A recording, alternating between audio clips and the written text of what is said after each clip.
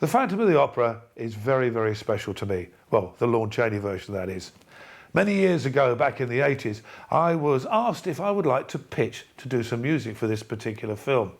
And I went along to Hammer Films, which were in Wardour Street, and met a guy called Dick Randall. I can remember him sitting behind the desk, big fat cigar, the typical sort of like film mogul.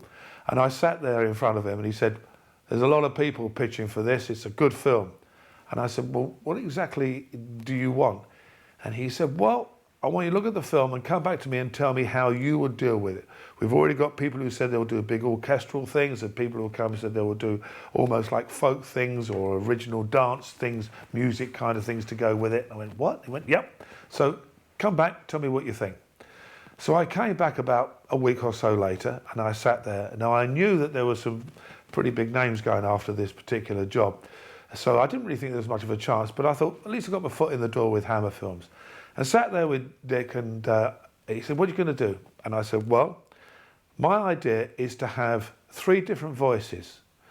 One to take the part of Christina, and I've got a very good girl singer in mind called Chrissy Hammond, who can do anything from sort of rock and roll to ballads to classical. I said, I've got a rock singer called Ashley Holt, who I want to do the part of all the male parts, with the exception of the Phantom, because I want him to be a bit of a rock and roller. And I said, and an opera singer, opera tenor called Ramon Remedios, who I want to take the part of the Phantom, so that when you're watching the film, musically it can carry you through, but also the different voices can tell you where we're going and who's doing what." And he said, "Okay, all right." So off I went, didn't think any more about it, and a week later he called me up and said, "You got the job."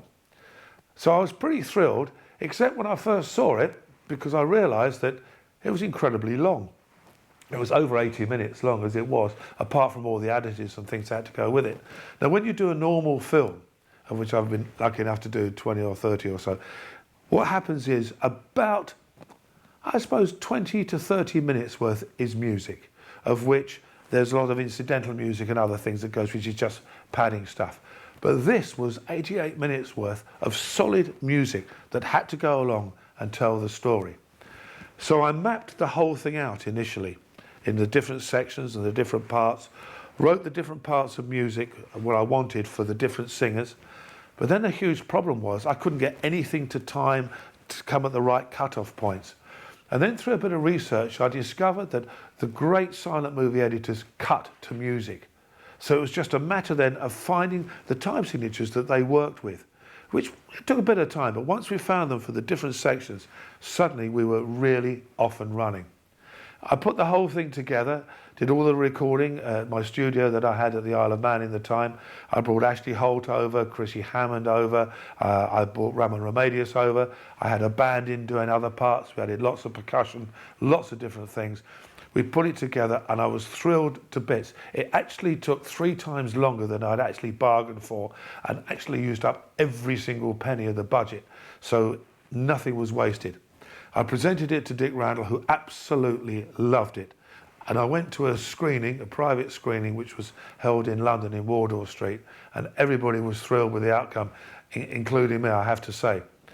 The one good thing I did as part of the deal was retaining the rights for the music, because I made a CD, separate CD to go with it, called Phantom Power, of which some of it really should be done again, but most of it's pretty good.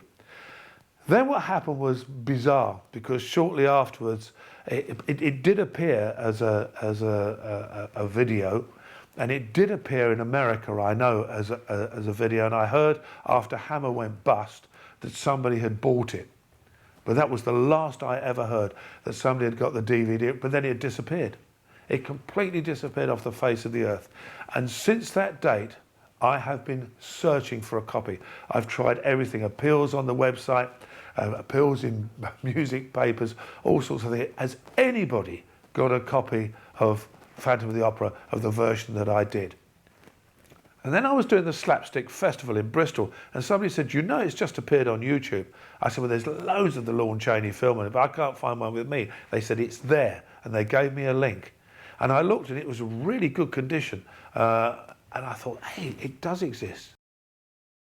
And I was speaking to my partner in crime, Rob Ayling, and I said, you know what, it'd be so nice to get hold of a copy of this and then sort of try and correct it, put bits right and tidy it up in lots of areas and put it out. It's something that I'm really proud of from my past that I did. And I think that it just shows what you can actually do with silent movies, because one of the plans was, Dick Randall, who sadly is no longer with us, he liked the idea so much, he said, I've got loads of these silent movies you can do the same sort of thing to.